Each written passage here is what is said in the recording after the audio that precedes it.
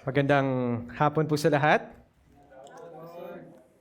Good afternoon and welcome to this gathering of Grace Covenant Church Abu Dhabi. Ako po si James Brillantes at naglilingkod bilang interim pastor sa iglesyang ito. Before we unpack our passage this afternoon, I would like to echo po yung nabanggit kanina ni Brother Roy na isa sa mga announcement po natin.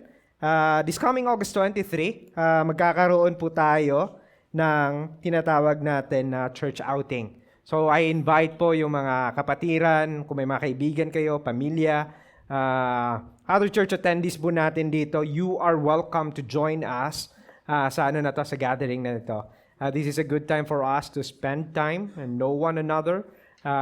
We want to know you more, and if you want to ask questions din pertaining po sa iglesyang ito, that is a good avenue for you to know more about sa iglesyang ito.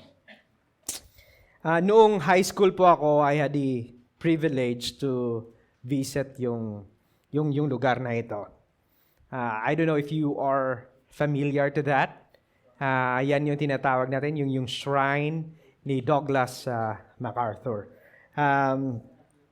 Perhaps ang iba sa inyo is familiar dito, and sa famous na tagline niya or yung phrase na ginagamit niya, I don't know, I think you've heard this sa eskwelahan na tinuturo, sabi niya, I shall return. I shall return. Ito po ay sinabi again ni Douglas MacArthur before he was exiled from Philippines during World War II. After nung inoccupy po yung Pilipinas ng mga Hapon. His tagline, I shall return, became a famous a beacon of hope for many Filipinos and American soldiers. And even yung mga nakaninirahan sa Pilipinas, that despite sa kanilang physical, sa kanilang mental, sa kanilang emotional na suffering, ito po ang pinanghawakan nila. In like manner, yung passage po natin ngayon speaks of suffering. Suffering of God's chosen people. They are Christian believers na exiled from their own land, living outside of Palestine, sa Jerusalem, dahil sa persecution na in-unleashed against them by Nero. And now they are scattered sa Asia Minor, yung tinatawag natin ngayon na Turkey. Dahil sa takot, dahil sa suffering, sa kanilang paniniwala. Yet nakita natin naman nakaraang linggo that though they are suffering, Peter addressed them in his opening letter, calling them elect exiles. Elect exiles. Chosen by God according to His foreknowledge before the foundation of time, sanctified by the Holy Spirit to have faith in our Lord Jesus Christ. And in some sense, I know na nakaka-relate din po tayo dito sa salitang exile. Dahil po tayo ay exile din, foreigner. Hindi po ba? You are a foreigner sa bansang ito. Hindi ka taga dito. Hindi po tayo taga dito. We are aliens sa lugar na ito and living dahil marahil not in some category katulad ng mga recipients ng aklat na ito na nakakaranas ng suffering o physical suffering, but in some sense you are suffering then. Marahil with a lot of various kinds due to sickness, sa inyong emotional state, at dahil sa inyo ding mga pananampalataya. My question is this, para po sa ating lahat. Saan o kanino tayo umaasa sa panahon ng ating mga sufferings?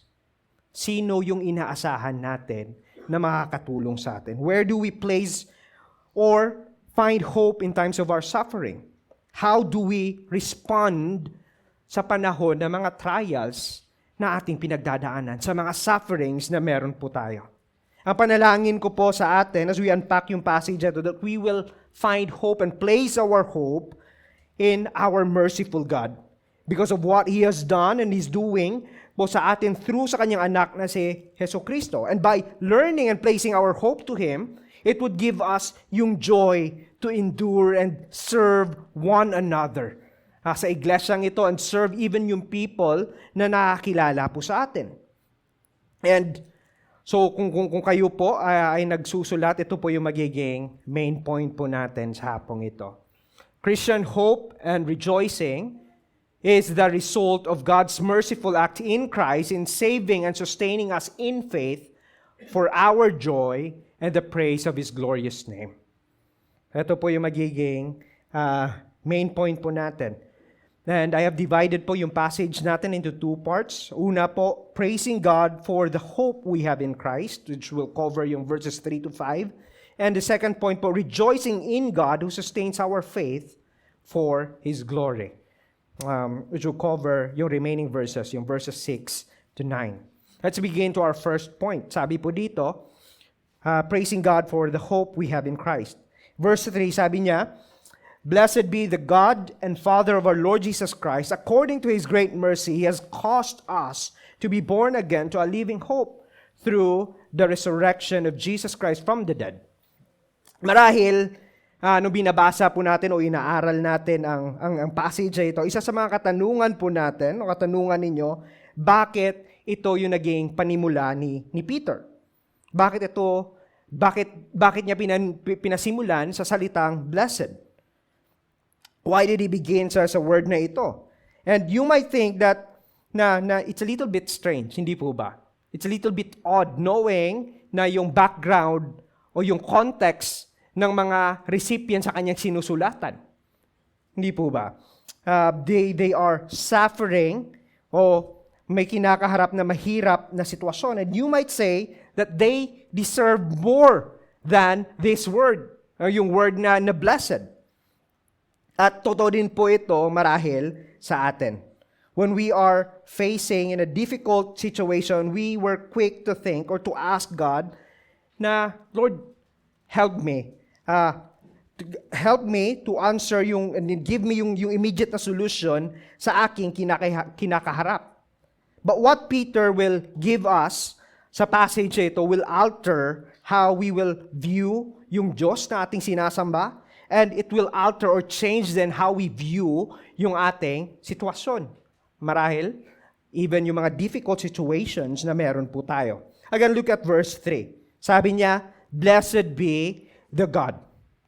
Ang salitang blessed po dito, or in Greek ay eulogetos, o kung saan kinuha natin yung English na term na eulogy.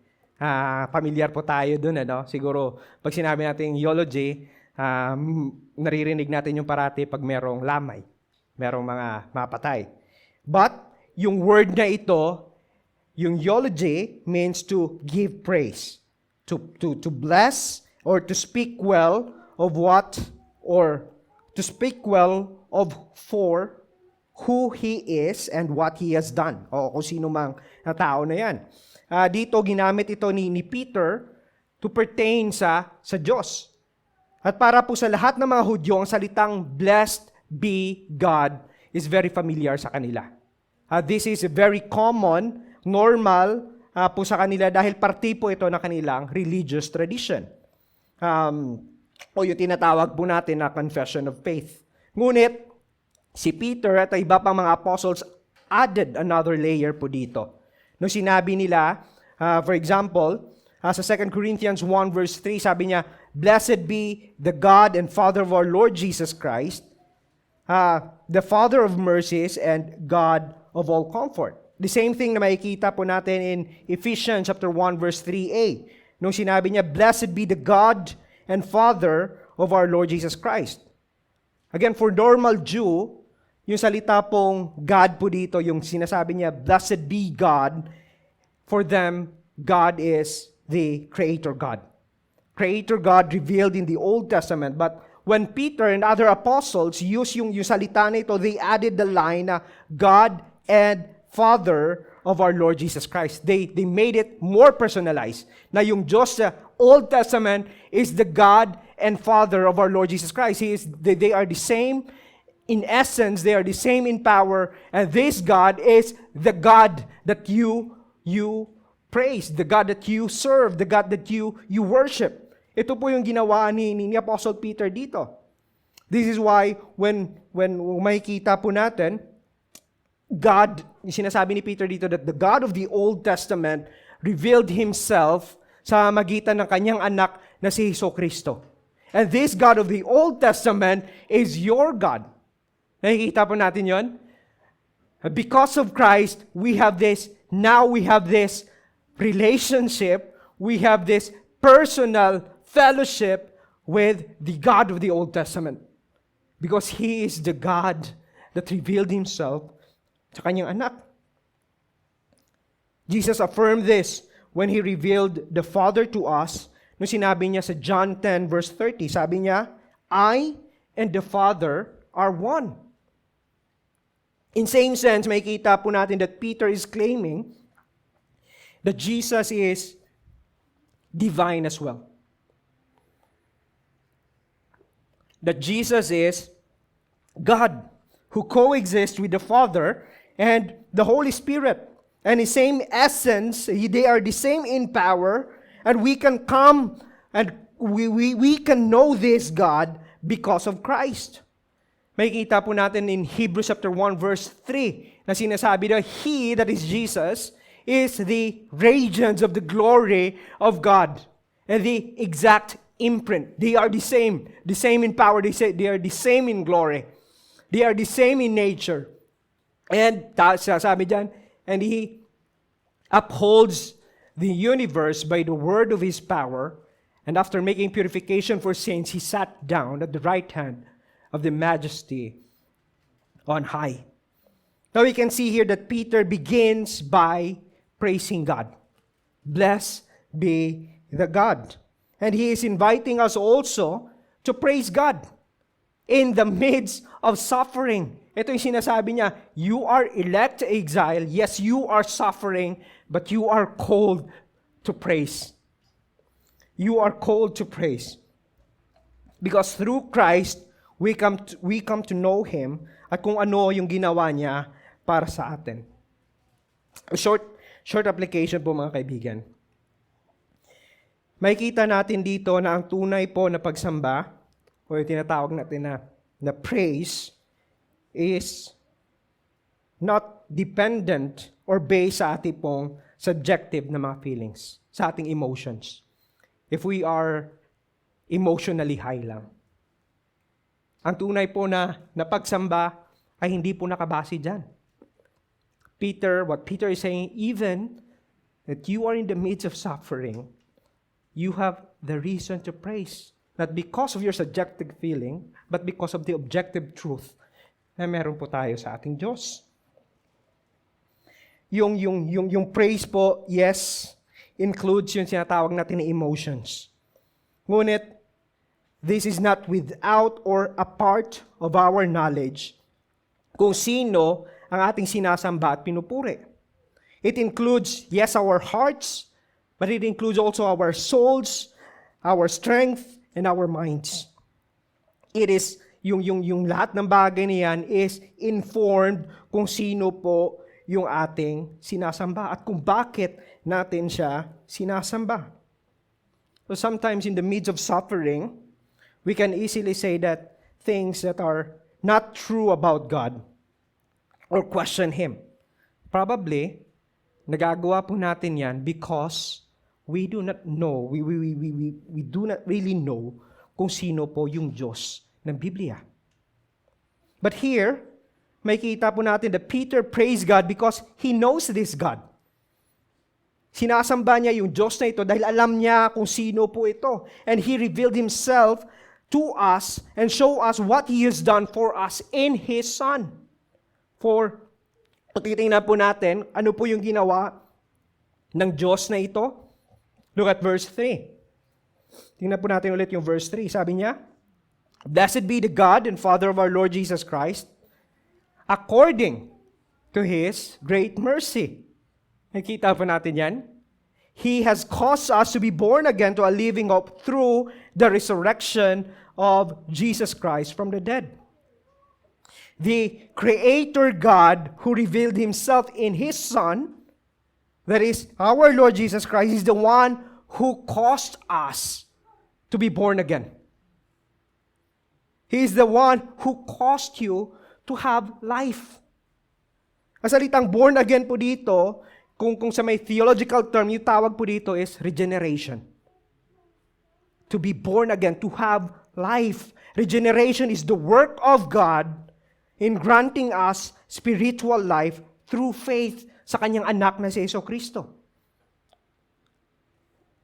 And this work of God in granting us new life in Christ is the basis po ng praise at saka ng worship ni Apostle Peter po dito.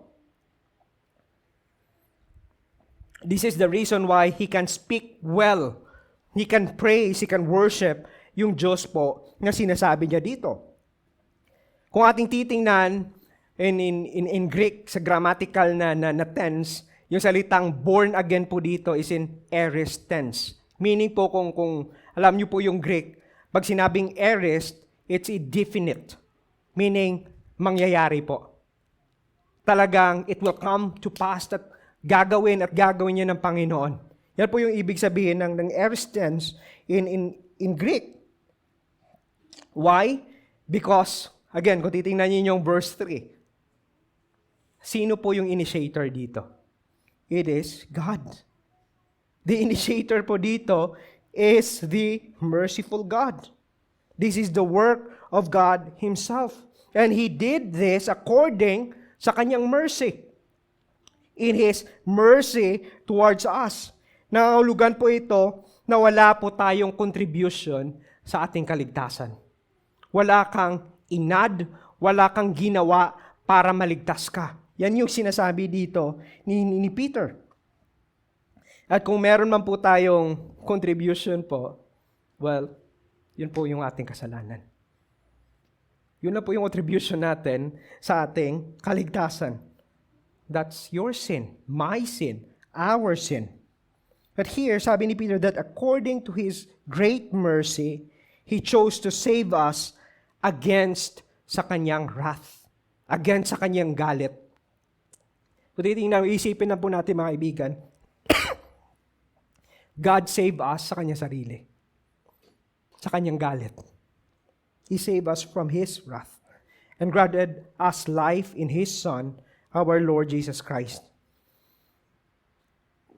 At kung titingnan po natin, klaro po ito sa salita ng Panginoon.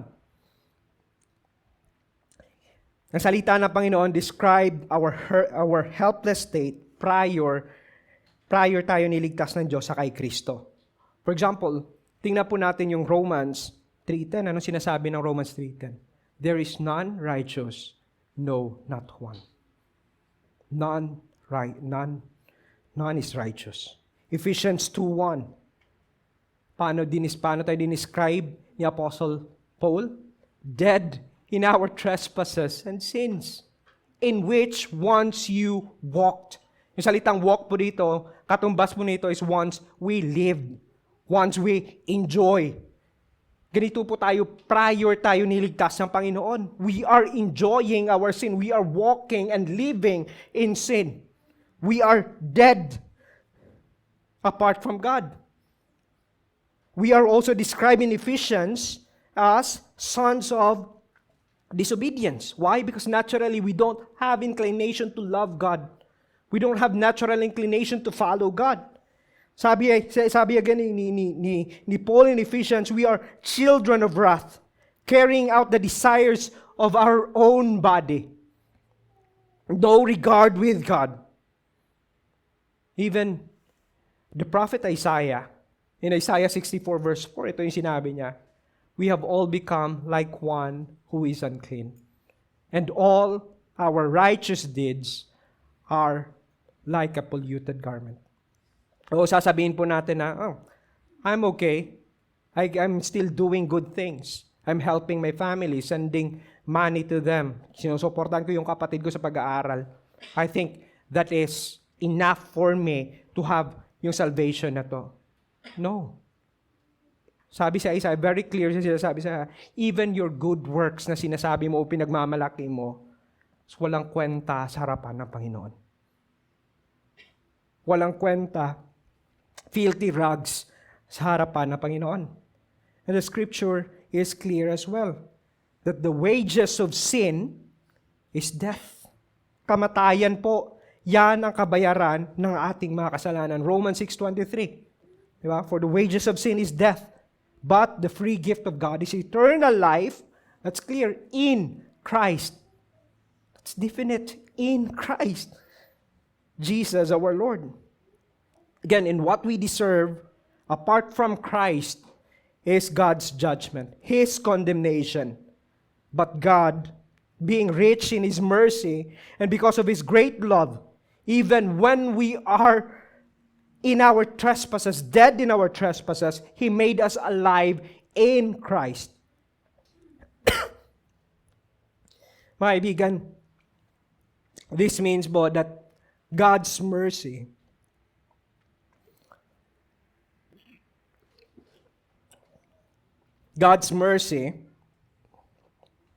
in His mercy, He withholds what we deserve. And what we deserve is death. What we deserve is condemnation.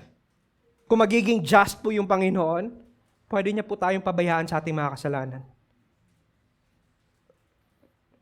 Pwede niya po tayong hayaan na mag-enjoy po tayo sa mga kamunduhang ginagawa po natin. But yet, God is merciful. That is our hope.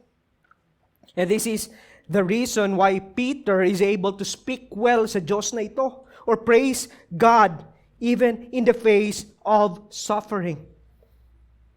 Even in the great persecution na kanyang kinakarap, Peter is also suffering po sa context na ito because he is a believer of our Lord Jesus Christ. Yet, he invites them to praise God based on His excellent mercy and His excellent character at sa kanyang ginawa sa magitan ng kanyang anak na si Jesucristo. Friends, this means as well that Peter is inviting you to praise God in the midst of your suffering. Peter is inviting you to worship God even na problema kayo na wala kang trabaho o problema ka sa mga bayarin mo. You praise Him not because sa emotional high o sa sitwasyon mo. You praise Him because of who He is. Mga kaibigan, anong mga problema kinakaharap mo ngayon that robs you to praise God? Ito ba ay dahil sa, wala kang trabaho? Kaya wala kang joy to praise Him? Could it be because of broken relationship? Failed opportunities? Or tulad nila, you are experiencing persecution din sa iyong faith. That's why you choose not to praise Him. Well, in order for Apostle Peter to provide more reason and encouragement to these suffering exiles to hope and praise God, despite po sa kanilang difficult situation, he unpacks po yung benefits na kanilang bagong buhay na natanggap sa Panginoon. Kung titingnan po again natin yung ating passage, sabi po dito, first we can see that this new life provides us living hope. Nakikita po natin yan. He is born again to a living hope. Born again to a living hope.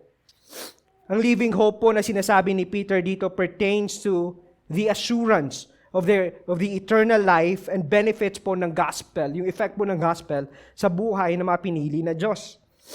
Ginamit ito ni Peter to steer yung confidence nila to believe that what God had promised to them, yung eternal life na ito at yung forgiveness of sin and other benefits of the gospel ay totoo and will be fully fulfilled and revealed soon. Makikita po natin ito mamaya, yung mga benefits sa ito, i-explain po ni Peter po para sa atin. But here, Peter wants them to see that yung assurance sa kanilang faith in God, though they are experiencing trials and suffering, is alive.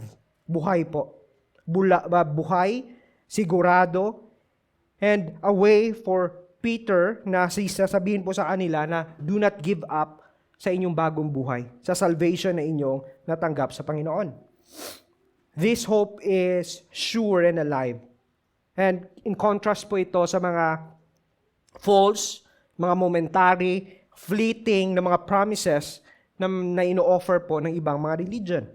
This is in contrast po sa mga fleeting, momentary, and temporal na mga promises and hope na ibinibigay po sa atin ng mundong ito.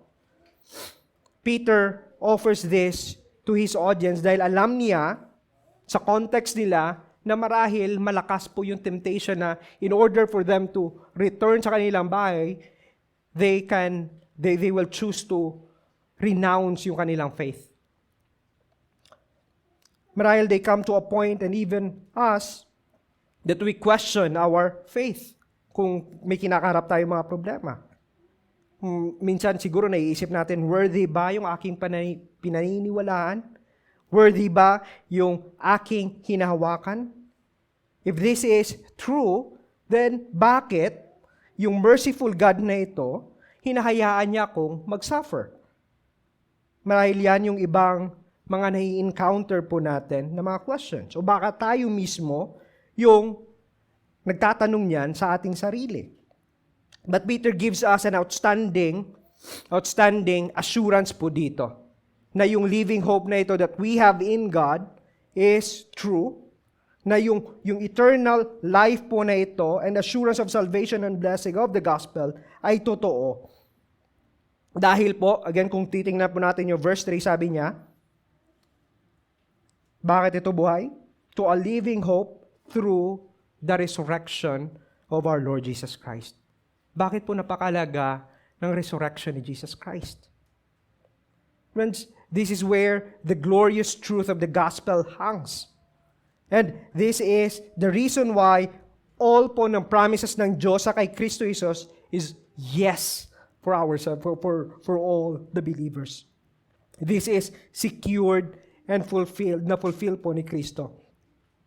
And we can look into, with confident expectations, kahit na dumadaan po tayo sa mga suffering. Tulad po sa mga pinagdadaanan ng mga recipients ni Peter dito. They have a sure salvation, sure life, and eternal blessing sa Diyos na ito. Bakit? Again, because Christ has risen. Friends, yung resurrection po ni Jesus Christ gives us not futile or mga uncertain or shallow hope and promises. But Christ's resurrection gives us assurance that in Him, we receive forgiveness of sin. In Him, we have life eternal. In Him, we have bodily resurrection. In Him, we have God's love and favor. That in Christ, through the resurrection of Jesus Christ, one day, we will enjoy po yung tinatawag natin na eternal life with our Creator and merciful God. Because if Christ kung hindi po si Kristo nag-resurrect sa kamatayan, we have no hope. We are still in our sins. Wala po tayong pag-asa. And kung titingnan po natin, naiintindihan natin, walang promises o bagay man sa mundong ito could ever save us against sa eternal wrath ng Diyos kung hindi ito nabayaran ni Jesucristo. This means that we will remain as an enemy of God kung hindi po muling nabuhay si Jesucristo. Kaya sinabi ni Paul in 1 Corinthians 15 verse 9, sabi niya, if in Christ we have hope in this life only, kung dito lang yung ibig niya sabihin, prior to that, kung si Kristo hindi nag-resurrect, hindi niya na-satisfy yung wrath ng Diyos Ama, then, sabi niya, we are of all people most to be pitied. Kaawa-awa po tayo. Why? Because our salvation is not sure.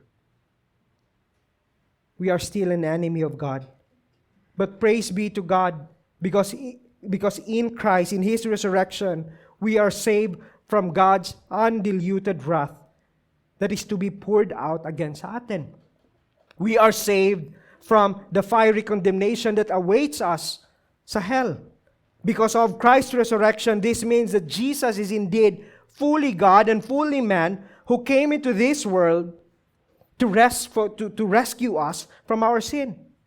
He is a fully God and fully man who lived a perfect life, an obedient life on your behalf, on my behalf, on our behalf, who went to the cross and died a death na sana tayo po yun. On the cross, Jesus received God's fiery wrath, undiluted wrath, na para po sana sa atin. He poured it all sa kay Jesucristo, and instead, para sa atin. Jesus died,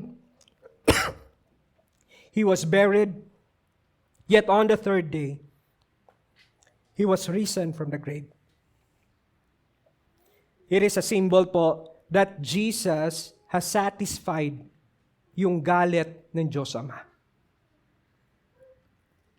Yan po yung implication ng resurrection ni Jesus Christ. Jesus has fully paid your sin.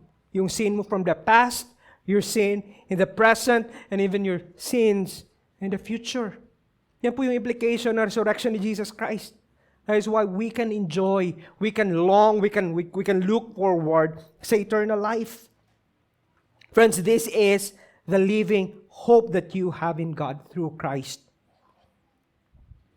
Kung ikaw po ay nandito at wala ka pang relationship sa Diyos na ito, I urge you, kaibigan, that you turn away from your sins and put your hope, your faith sa kay Jesus Christ. Because He is the only way that you would be spared, makakaligtas ka sa coming wrath, sa pagbalik ni Jesucristo.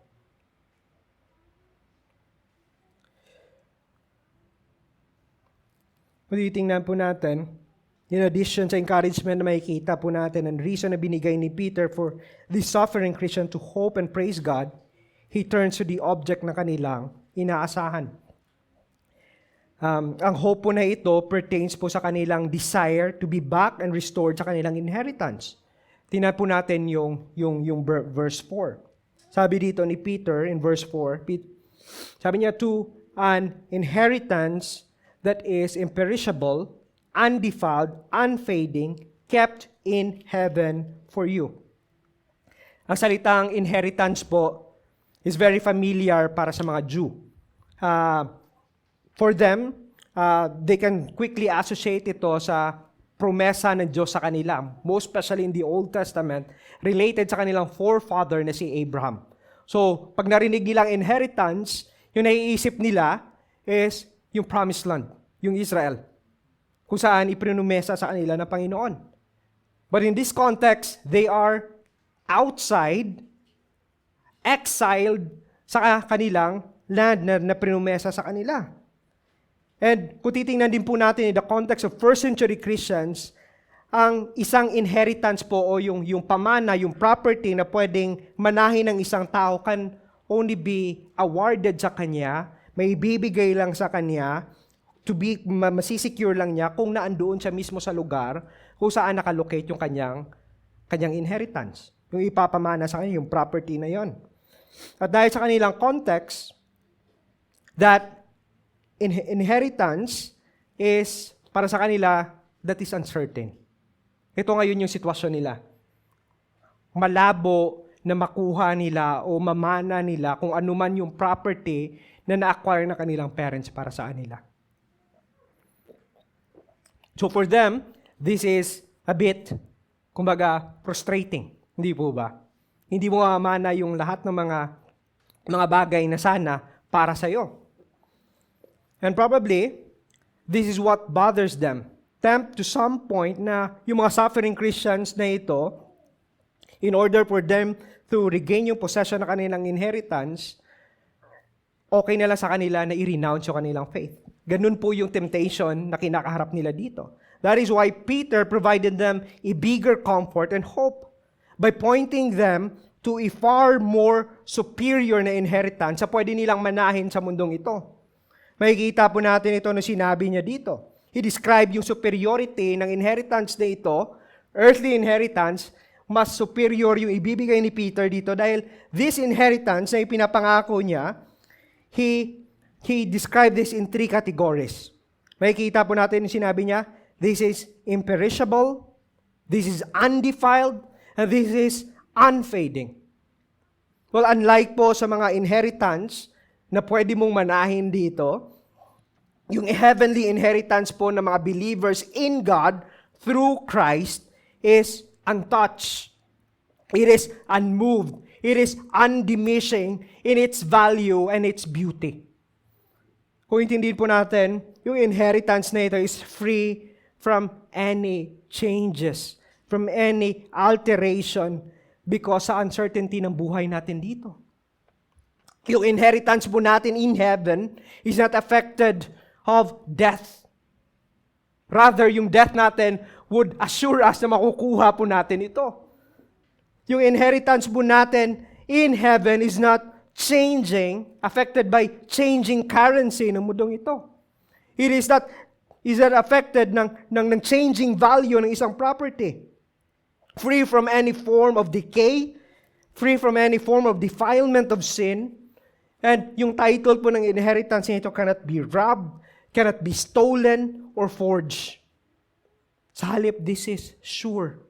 This is secured and kept for you in heaven.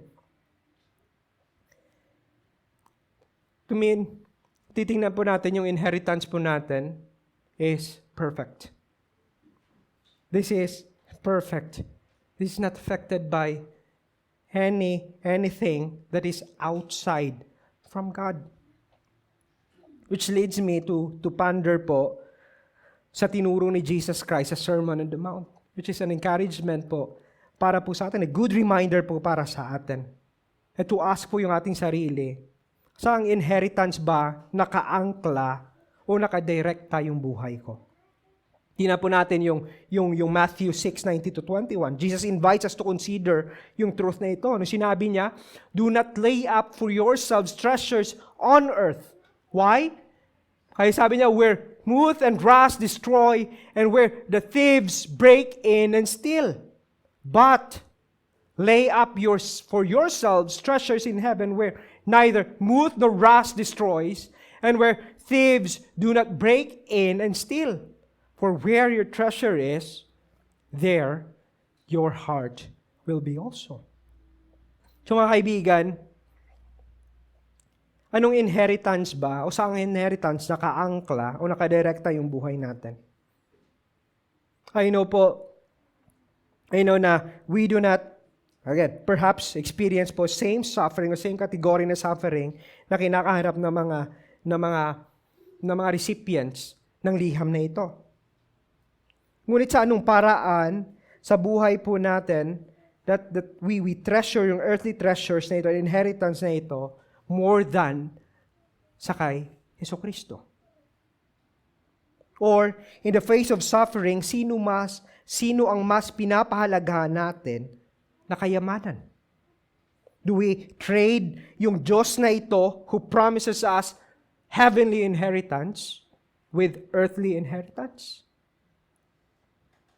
Friends, if we are going to place our hope, our joy, sa mga earthly inheritance po natin, family, yung loved ones natin, possessions natin, wealth, well friends, yung katotohanan po na makikita natin dito, all of those things will fade. All of those things will perish. It will not last. It will not guarantee you a blissful life in eternity. Ngunit yung epekto po niyan is the other way around. So for parents, I encourage you po. I encourage you to invest more time, a meaningful and intentional time with your kids. Pointing them to Christ, to behold Him as a better inheritance of their souls. Hindi po yung pwede sabihin na kailangan mo mag-aral for you to have a better future. Yes, that's right. Kasi obligasyon din po natin yan. But there is a far greater inheritance na pwede po natin ibigay sa kanila. That is something that you and no one can rob from them. Para po sa iglesia, let us continue to place our hope. Let us work with intentionality to point others and those people po na nakakasama natin sa kay Kristo, who alone can provide them with true hope, the better inheritance kaysa sa may ibibigay po ng mundong ito. Verse 5, sabi niya, who by God's power are being guarded through faith for a salvation ready to be revealed in the last time. Ang last part po ng verse 4 and verse 5 tells us the reality ng inheritance na ito ngayon. And this inheritance po is kept, sabi dito, guarded by God's divine grace and power. Kaya nga hindi po ito subject to any change or any impurities. But in contrast, it displays yung perfection po nito. Because the one who guards this, the one who created this, is the one who is guarding po ng inheritance ito ngayon. But notice another truth po na makikita natin dito. Hindi lamang inheritance is being kept by God, but we can see that even our faith of God's elect, genuine Christians, is being kept by God's power and grace. He is the one who sustains po ng ating paniniwala, ng ating pananampalataya. For us to endure and to go on po sa buhay na ito. This is, yung enduring faith po is evidence of God's saving work sa bawat buhay ng kanyang pinili. And this is a good reminder that only po sa mga suffering Christians na ito, but also for us, that yes, we have this we genuinely exercise po yung faith natin sa Panginoon. That is true. But the same truth po, or the same aspect din, na yung pananampalataya po natin is also a gift of God. And that He is the one who sustains po na patuloy po tayong maniwala sa Kanya. Nakikita po natin dyan, who by God's power are being guarded through faith. Yes, He is guarding yung inheritance na yun. But at the same time, our faith, we are able to continue to believe in Him because He is the one who's guarding po yung faith natin. He's the one who sustains us. And we would continue to believe that He is all-powerful, guarding, secured po yung ating eternal inheritance with Him. Notice po yung assurance na binigay ng Diyos in sustaining and enduring us in our faith until it is perfected sa kay Lord Jesus Christ. Tingnan po natin yung Romans 8. Ano sabi doon? 8:29-30. For those whom He foreknew. Nakita po natin yan noong nakaraang week. But before the foundation of time, bago ka pa mag-decide na piliin ng Diyos, hindi po yun yung basihan ng Panginoon bakit Kanya pinili. It is according to His divine will na pinili Kanya. Nothing in you that moved God para isalba ka. But according to His foreknowledge, He foreknew. To those He foreknew, He also predestined to be conformed to the image of His Son in order that He might be the firstborn among many brothers. And those whom He predestined, He also called. And those whom He called, He also justified. And those whom He justified, He also glorified. Pinili ka ng Diyos, He made you, He justified you, declared you righteous through faith sa Kanyang anak. And those whom He justified, He sanctified, and He glorified. That is the unbreakable assurance po ng lahat ng mga pinili ng Diyos. Friends, we can see here that our salvation is sustained and the work of God from beginning to end. This is po yung assurance po ng lahat ng mga pinili ng Diyos. It is not dependent upon us, but solely dependent on His power and His grace towards us. And because of this, because of the nature of our salvation, mga kaibigan, it is only fitting for us to praise God for the living hope that we have in our Lord Jesus Christ. And this is informed, and this informed hope should cause us to rejoice in Him, which is our second point. Rejoicing in God who sustains our faith for His glory. Let us read verse 6. Sabi po dito, in this you rejoice, though now for a little while, if necessary, you have been grieved by various trials. Makikita po natin dito na pagkatapos ni Peter, ipakita na ang buhay na pag-asa na meron sila kay Kristo, na ang isang Kristiyano ay meron sa Diyos, ay dahil po sa bagong buhay na meron tayo kay Kristo. At yung certainty po ng ating future inheritance and possession through faith sa kay Kristo.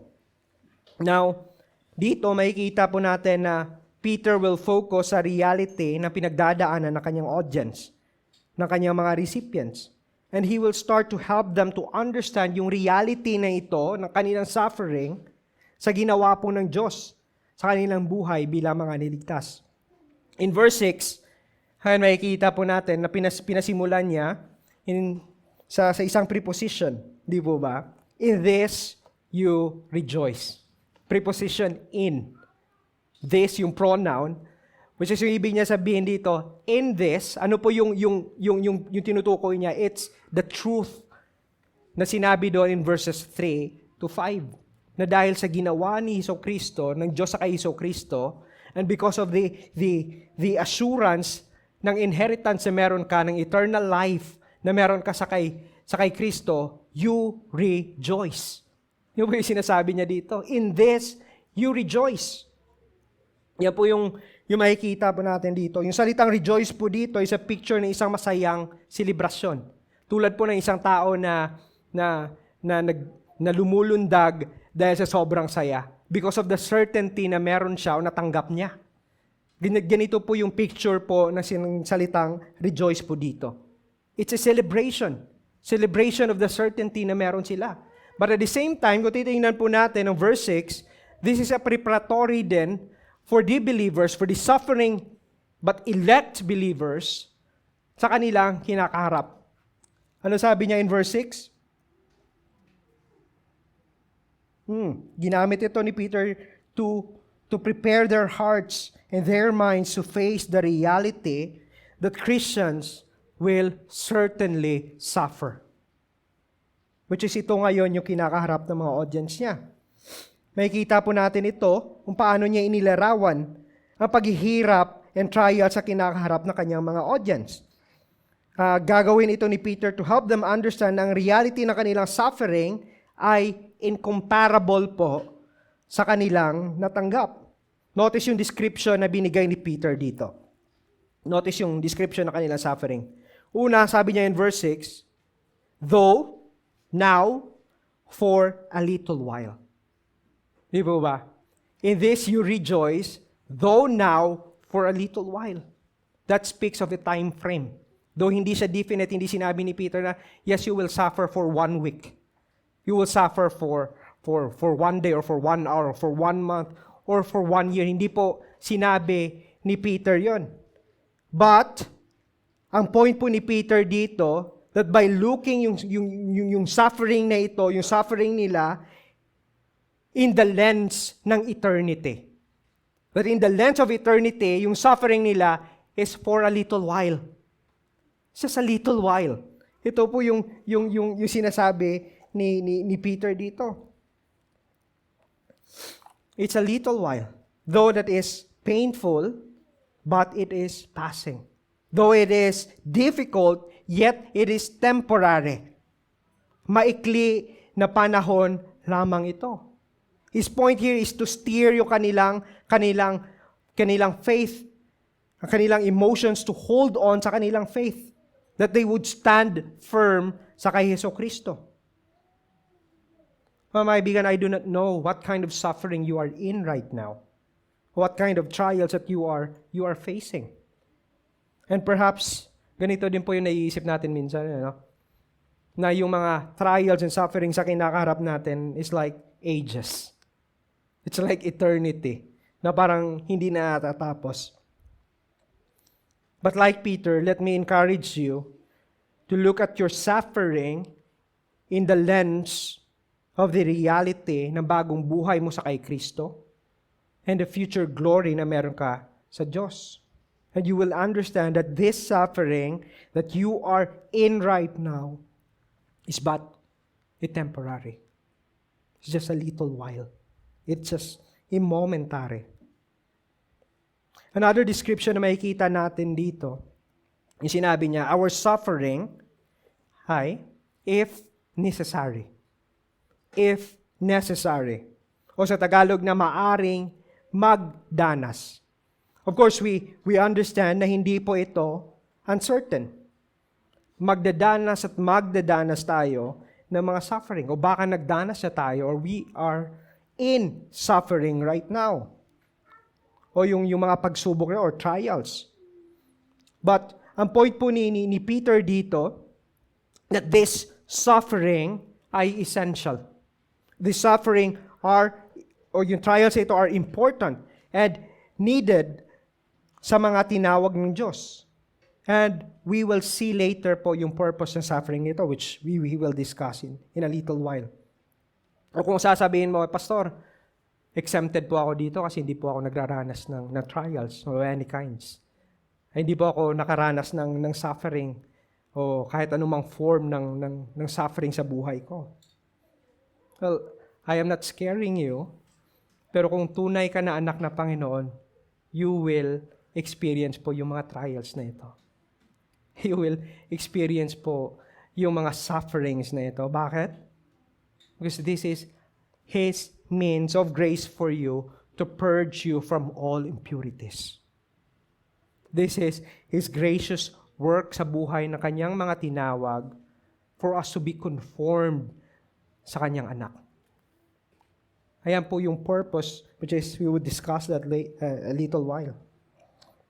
Another description ng mga trials or suffering na binanggit dito ni Peter, sabi niya, it will come in various forms, various kinds, and it will surely grieve us. Nakikita po natin yan. So sabi niya, these sufferings or trials might come in a form of prolonged sickness. Marahil, financial and economic crunches po natin. Passing away of loved ones. Marahil, even yung mga kasalanan na patuloy po nating minumortify o patuloy nating nilalabanan at pinapatay. Lahat po na ito could cause us to grieve, could hurt us, make us cry dahil sa marahil na nagkasala tayo which is against our new identity as God's elect. But be comforted po mga kapatid, kung ikaw man ay nasa sitwasyon na ito ngayon. Dahil ang Biblia po exactly knows yung mga pinagdadaanan mo. Even yung passage po natin and other writings po sa Scripture address po yung purpose ng trials na ito. At yung mga benefits nito sa buhay ng isang Kristiyano. We can take comfort din along with the recipients ng liham na ito dahil even in our suffering, mga kaibigan, God is sovereignly or He is in sovereign control sa mga problema mo. That even your problems, yung sovereign God na ito has a divine purpose sa mga pinagdadaanan ng Kanyang mga saints. For example, yung aklat po ng James is telling us how we should respond po sa may suffering nito. Sabi niya, count it all joy, my brothers, when you meet trials of various kinds. Even 1 Peter chapter 4 verse 12, sabi niya, Beloved, do not be surprised at the fiery trials when it comes upon you to test you, as though something strange were happening to you. Ang katanungan po, bakit ganito yung tone ng mga authors na ito? Because po yung Christian joy and rejoicing in the midst of suffering inform yung reality po na ginawa sa atin ng ating Diyos na banal. It informs po ng katotohanan of God's promises sa buhay po natin, of our future inheritance. But at the same time, dahil alam po natin na ang mga ito is God's divine way of making His saints to increase in our faith and in our sanctification. Ganun po yung purpose ng ating mga suffering. Paano ko nasabi ito? Look at verse 7. Then sinabi niya sa verse 7, so that the tested genuineness of your faith, more precious than gold, that perishes, though it is tested by fire, may be found the result in the praise and glory and honor at the revelation of our Lord Jesus Christ. Yung verse 7 po tells us yung purpose ng mga various trials na ito. At makikita din natin that this verse serves for the advantage of the saints. Trials prove ng ating kaligtasan ay tunay even if we went through sa iba't ibang uri ng pagsubok. We can also see here na ito po ay ginagamit ng Diyos to strengthen. Yung mga trials ito ginagamit ng Diyos to grow us and ultimately to bring out yung genuineness ng ating pananampalataya. These trials are not intended to destroy you. This is not intended to discourage you. Sa halip, ginagamit ito ng Diyos as a confirmation na ikaw o yung kanyang ginawang kaligtasan o binigay na kaligtasan sa inyo ay totoo. James 1:3-4 confirms and help us understand sa ginawa ng Diyos in our suffering. Sabi po dito, in James 1:3-4, sabi niya, for you know that the testing of your faith produces steadfastness. And let steadfastness have its full effect, that you may be perfect and complete, lacking in nothing. Friends, this is what God is doing sa ating suffering. Again, it is not meant to hurt you or to destroy you. But is meant, ginamit yan ng Panginoon to purge us all, even yung mga sufferings na ito, from all our impurities.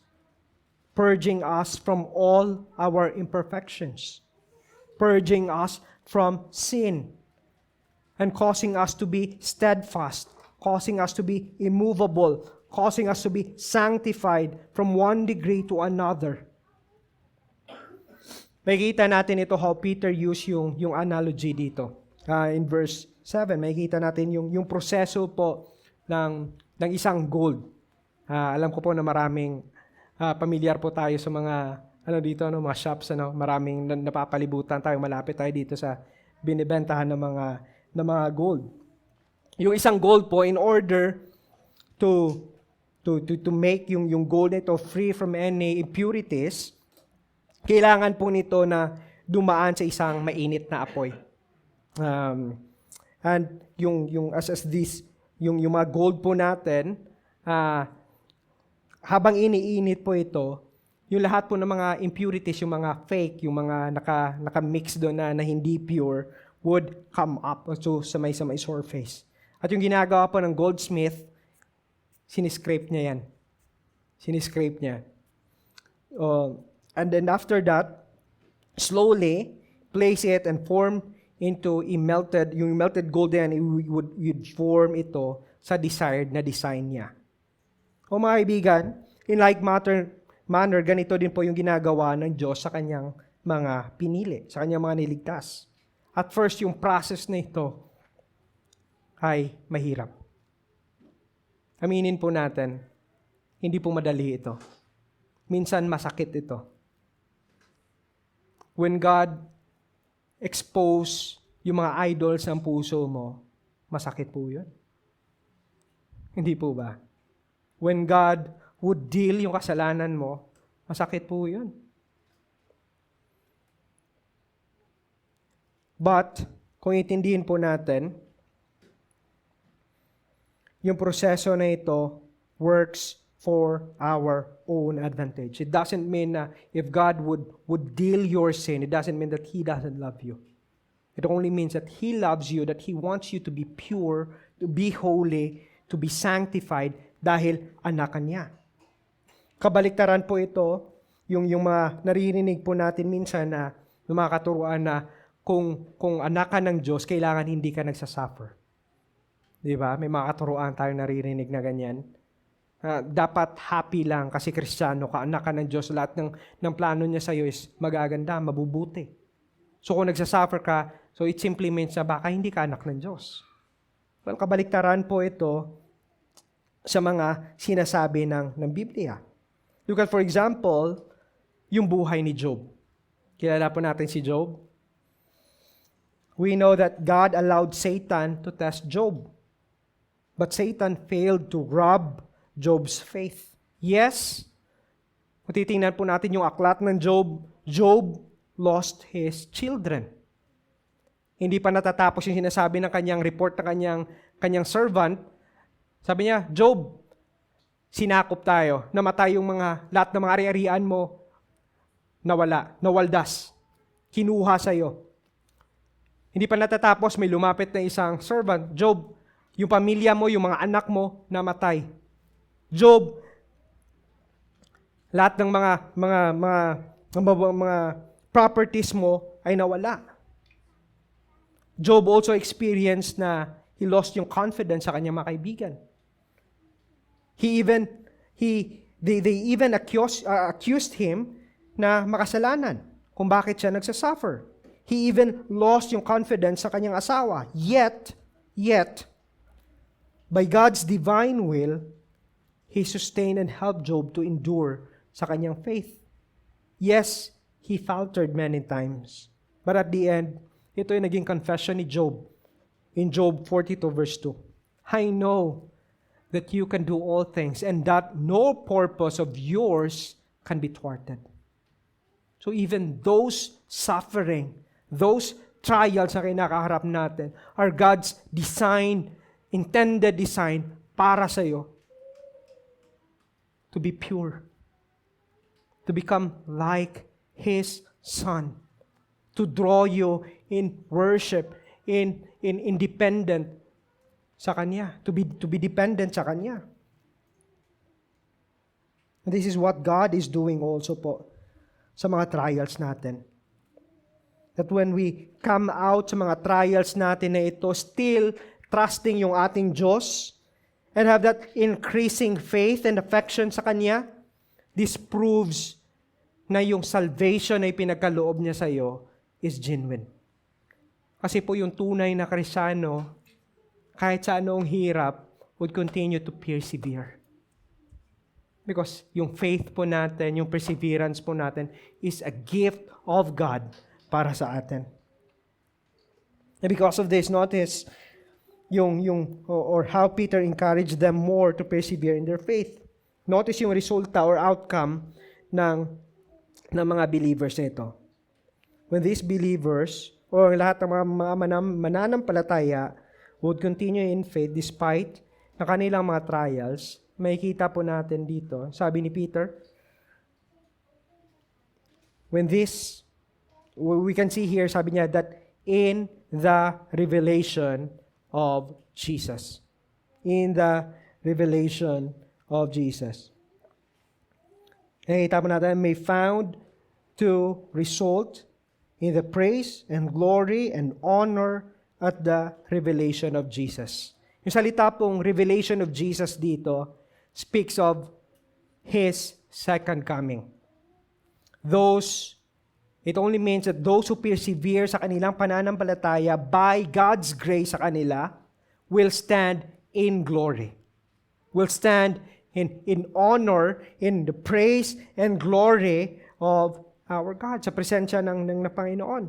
Proving na talaga yung kanilang paniniwala is, o yung ginawa sa kanila ng Panginoon is genuine or trustworthy or praiseworthy.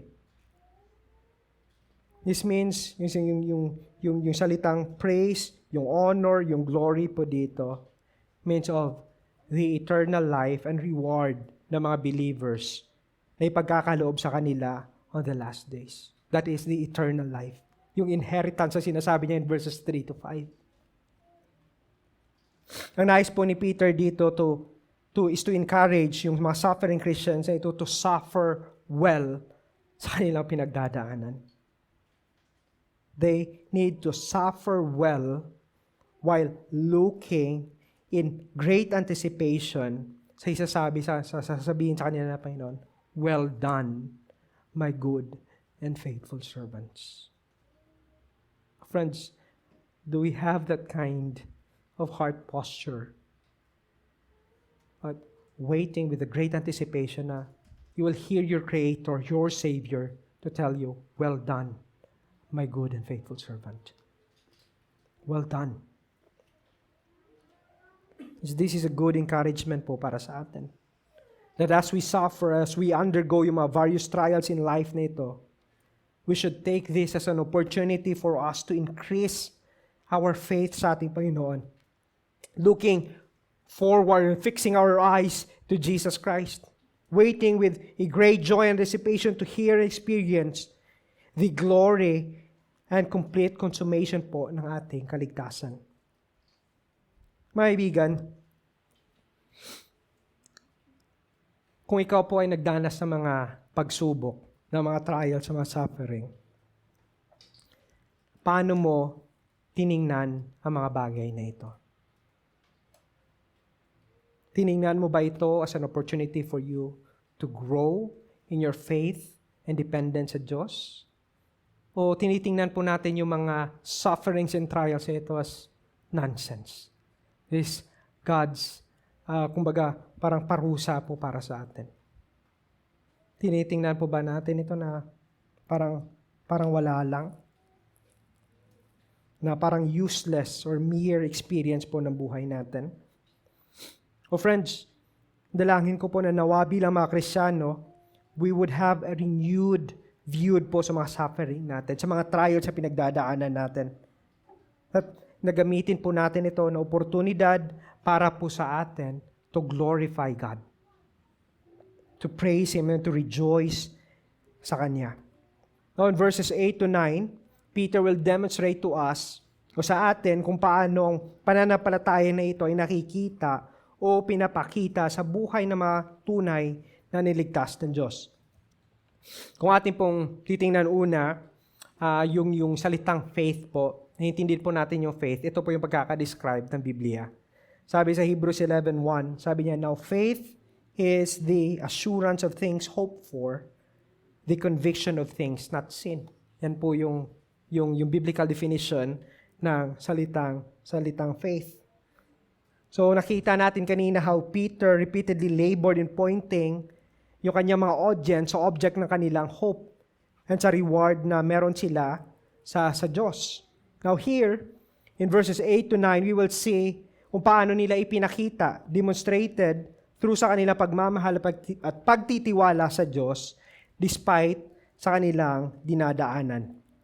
In verse 8, sabi ni Peter, though you have not seen Him, you loved Him. Though you do not now see Him, you believe in Him and rejoice with joy that is inexpressible and filled with glory. Kung iintindihin po natin, unlike kay Apostle Peter, yung kanyang mga audience, hindi po nila nakasama, hindi po nila narinig, hindi po nila nakita in flesh si Jesus Christ.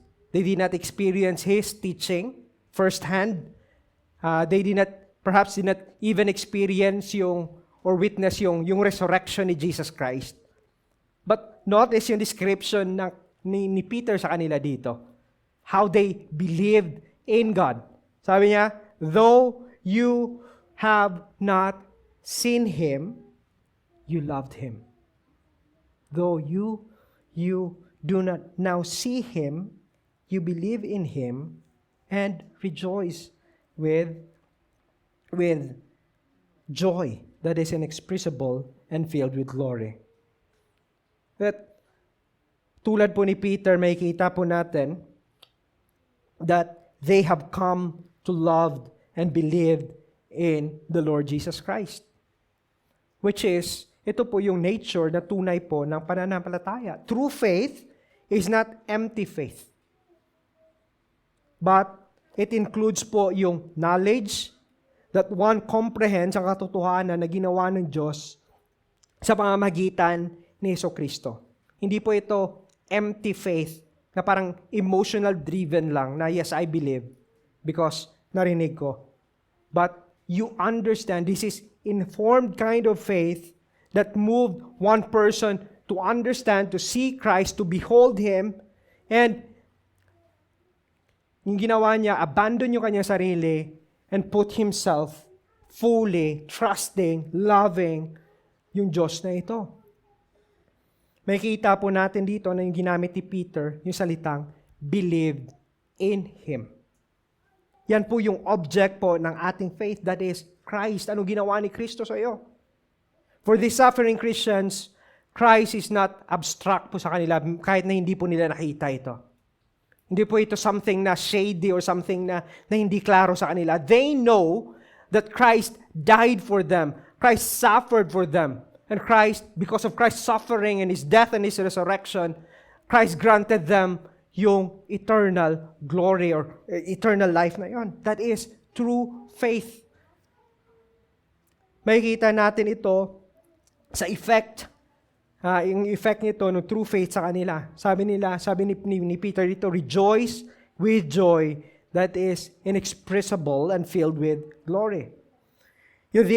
Yung faith po nila resulted sa kanila to abound sa tunay po na kaligayahan.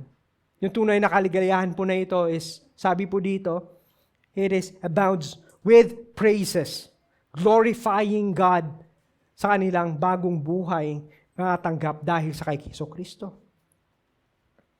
Well, this is also true to us sa mga Kristiyano, sa lahat ng mga niligtas ng Diyos, to those who placed our faith in the risen Lord. That though we did not see Him in His bodily and earthly ministry, yet we believed in Him and loved Him. We rejoiced in Him. Because nakilala po natin yung Diyos na ito, yes, hindi po natin nakita ito, but we come to know Him through His Word. We come to know Christ, the Word who became flesh, through sa Scripture. Through sa preaching, through sa singing, na mga kinakanta po natin dito, through sa prayer, through po sa buhay ng bawat isa na naandito ngayon.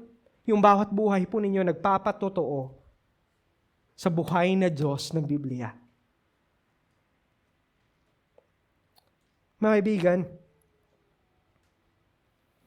kung itindihin po natin, yung sinabi din ni Peter dito, yung tunay po na faith involves loving Him. These suffering Christians loved God. They loved Him. And in part po of loving Him, this simply means na meron po yung sense na sinasabi dito ni Peter sa kanila to reject the temptation na i-renounce yung kanilang faith sa kay Jesus Christ. And part po of loving Him means that they and we will hate everything that is contrary po sa nature and will ng Diyos. And this is the only way that we would only and truly enjoy Him and love Him if we will reject po yung mga kasalanan. This is the only way that, like them, we will experience po yung sinasabi ni Peter dito. Inexpressibly joy or inexpressible joy even in the midst of suffering. Mga kaibigan, how is your love sa ating Panginoon? Is your love for Him leads you to enjoy Him? is your love for Him leads you to hate what is contrary sa nature at sa will ng ating Diyos.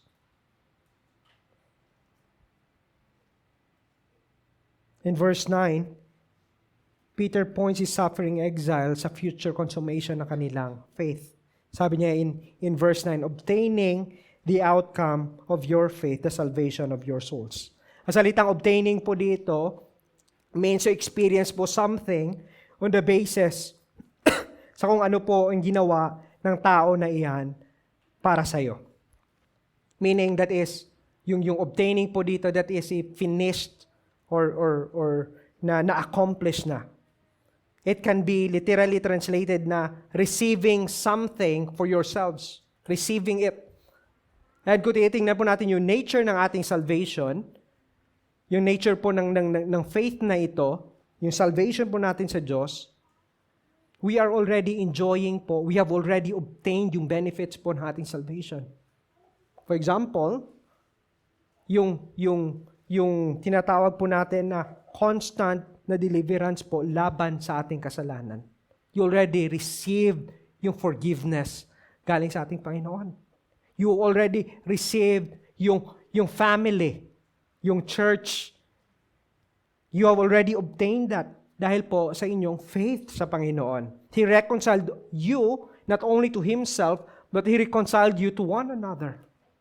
He reconciled us to one another.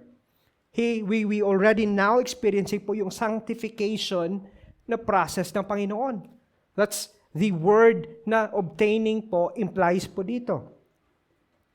For example, yung sinabi niya in Romans 6:22, sabi niya, but now that you have been set free from sin, set free from sin and have become slaves of God, the fruit you get leads to sanctification and eternal life. Leads you to sanctification and eternal life. Yes, we have already obtained that. But in a greater sense, yung salvation mo ngayon, you are enjoying, you have already obtained, it will be fully consummated po sa pagbalik ni Jesucristo. It will be fully fulfilled sa pagbalik ni Jesucristo. Dahil what you are experiencing right now, at ito din yung sinasabi ni Peter sa kanyang mga audience, what you are experiencing right now, yung mga sufferings, yung mga trials na meron ka, it will be gone. Dahil on that day, you will fully obtain yung reward ng iyong salvation. That is free from sin, free from pain, free from any forms of kumbaga yung mga kasalanan po natin, death, sickness. Yan po yung full consummation na ipinangako sa atin ng Panginoon. That on that day, as Jesus returns, we will receive the promise of eternal life and a blessing and blissful life sa ating Panginoon. So while waiting po mga kaibigan, let us not get tired and lose focus kung saan po at kanino dapat nating ilagay yung ating tunay na pag-asa.